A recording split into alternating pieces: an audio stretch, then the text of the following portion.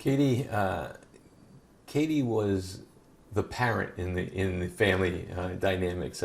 She would care more about what her brother and sister were doing and stay on them more than we often would do. As far as paying attention to, making sure they got their homework done and things like that. And she was just a very caring individual who, kind of united all types of people together. We always, joke that she brought the athletes, the academics, the cool kids, the unpopular kids, and she befriended them all, and as a result, kind of forced everybody to befriend everybody. And friendships and relationships were the most important thing to her throughout her entire 13 years.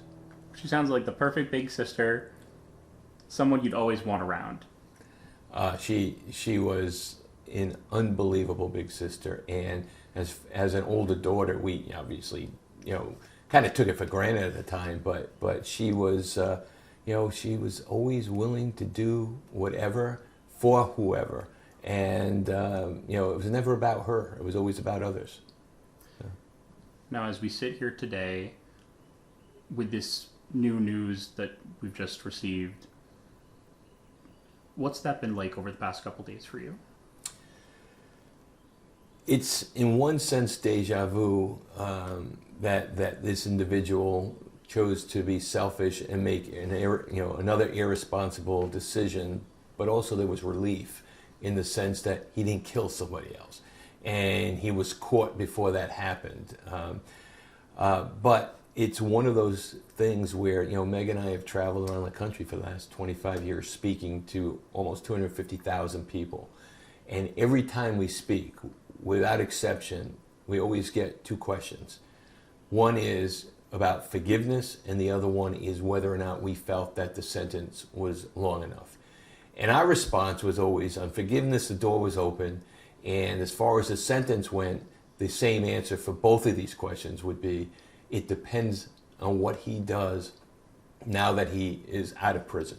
And if he's productive, if he makes a positive impact on society and he's learned from his mistakes, then the answer to both of those would be yes. But now that whole dialogue has changed, because now we know that's not the case, that he hasn't learned from his past mistake and he was out there jeopardizing lives again. And as far as the forgiveness goes, that isn't a possibility at this point. You see his name, you hear his name, you see his mugshot in this new case after what he's done to your family. Take me back to that initial moment when you first got the call and were hearing his name in this situation again.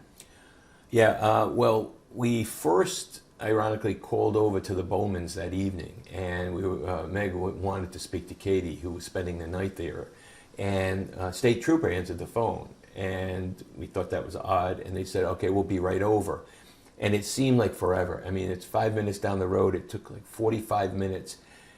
And so when I went out, I saw them finally pull up, and I went out and greeted them, and I knew one of the troopers from when I had been a prosecutor with the Attorney General's Department, and I said, what's going on? Is everything all right? And that's when he told me the worst words a parent could ever hear. I'm sorry, but Katie was killed this evening. And I said immediately, what about Marsha? What about Becky? And they said, well, unfortunately, Mrs. Bowman was also killed, but Becky, is on the way to the hospital, and we're hopeful she's going to be okay. And thank God she was. And we walked in here.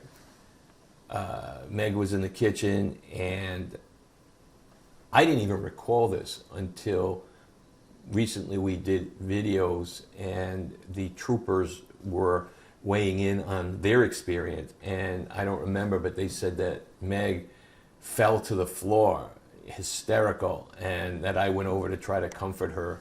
And at that point, everything was just a blur.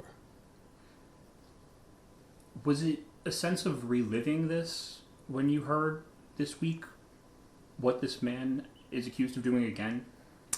Absolutely. Like I said, we were relieved that nobody was injured or killed, but not only this hit close to home because it was the same defendant, but every time we hear about, a drunk driver injuring or killing somebody, we relive our nightmare every time because it's so avoidable and so unnecessary, especially in today's society with all the, ride shares and everything else, and everybody's so aware of, the consequences, and, you shouldn't be driving under the influence, or even distracted driving is an issue and causes the same type of results, in our society today. Now, you and Meg for decades have been making a difference and turning this tragedy into as positive of a situation as I'm sure you've been able to. What's that been like for you? Well, we hope we have made a difference, and we hope that it's just the two of us, but out of all the people that we've spoken with and interacted with, if the ripple effect of that was for them to be positive, then that's unbelievable. But unfortunately, it really hit home with us this week that the one person we certainly haven't influenced in making responsible decisions is Stephen Reese, the one who started our nightmare back on October 29th, 1999. So we've failed miserably with getting the message out to him.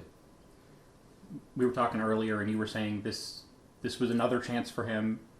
He was able to walk away from the crash. He served his time. He was out living his life, working, and this is what he chose to do. Yeah, he deprived Katie of a first chance in living her life. He was given a second chance, and he's blown it. Basically, he had the opportunity to try to atone for what he had done, to try to learn from what he had done, and to try to make a difference. He could have been doing what we were doing. He could have been out there with a message, saying, don't make these decisions. Look what happened to me. And instead of doing that, he chose to be selfish, and he chose to, relive the same mistakes. And I'm sure that this wasn't the first time that he's driven under the influence. This is only the first time he's gotten caught since he was released from prison. Have you had a chance to speak with him at all over the past 25 years, just about the impact he's had on your family? We never did, other than at the sentencing, and we didn't speak with him per se, but we were able to speak to the court, the judge, and we presented, we wanted him to understand who Katie was. We reached out to him when we were doing a series of educational videos that have become a mandatory part of the driver's ed program in the state. We wanted him to be a part of that.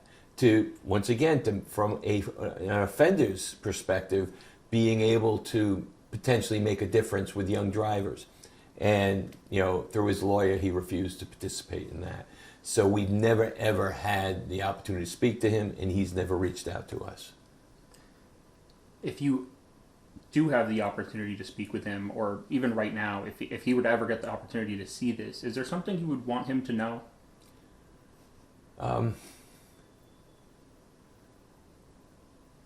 I would want him to know that he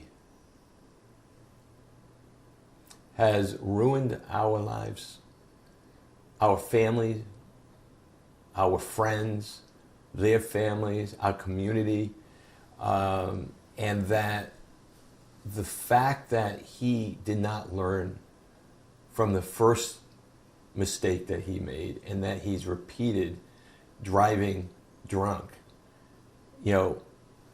we'll pray for him, because I believe at this point he's a lost cause.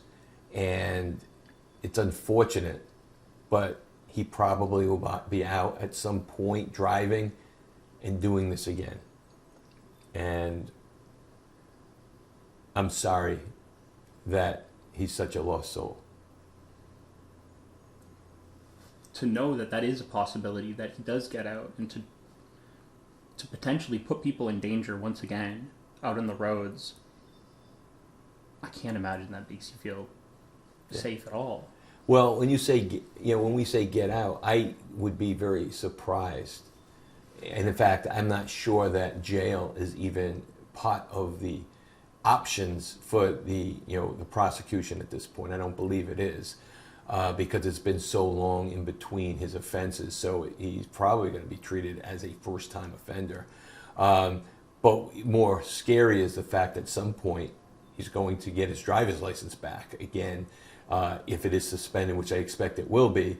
Once that's over with, then most likely he will get his license back at some point and be back in the same situation where we leave it up to him to make good choices, which I don't think he'll be able to do.